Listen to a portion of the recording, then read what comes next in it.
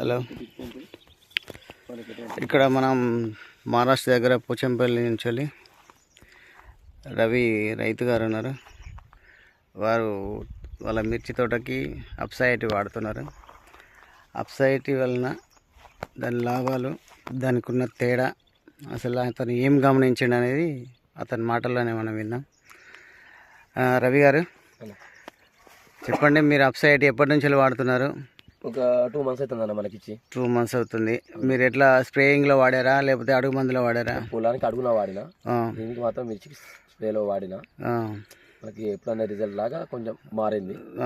అంటే ఎలా అప్పుడు మనం అప్సా వాడక ముందుకు ఎలా ఉండే మీ తోట, ఇప్పుడు ఎలా ఉంది? వాడక ముందు ఎట్లా అంటే మనం ఇట్లా ఒక గమ్ములాగా వర్షాలు తాగలే మంది వెళ్ళిపోయేది మనం కొట్టింది. దీంతో వర్షం పడ్డా కూడా అంత ఎఫెక్ట్ ఏం లేదు. మనం కొట్టిన మంది అట్లనే ఉంటుంది. మనం కొట్టినాక చెట్టు కూడా 12 hours సేపు చెట్టుకు ఆకు పట్టుకొని ఉంటుంది, అట్లే పట్టుకొని ఉంటుంది. ఏర్పడుతుంది. మనం కొట్టిన మంది అట్లే పట్టుకొని ఉంటుంది. ఏం తేడా లేకుండా కొంచెం ఎక్కువ యాక్టివ్ ఉంటాను. పురుగు లేకుండా ఇంకో 1/2 hour తర్వాత చాలినా కూడా అతికి చనిపోయే అవకాశాలు, చనిపోయడానికి ఆస్కారం ఉంది. ఓకే, అలాగే అంటే ఇప్పుడు మీకు అప్సా వల్ల లాభమే.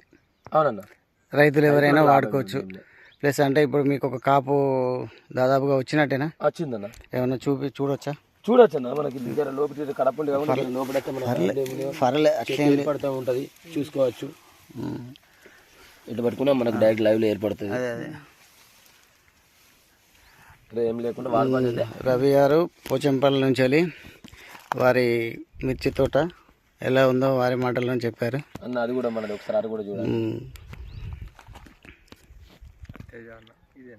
ఇది 100 అన్న, అది డిడి.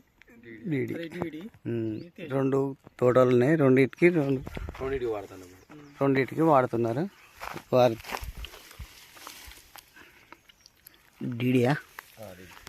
ఓకే, ఇది అప్సా మీకు ఎవరు ఇచ్చారని?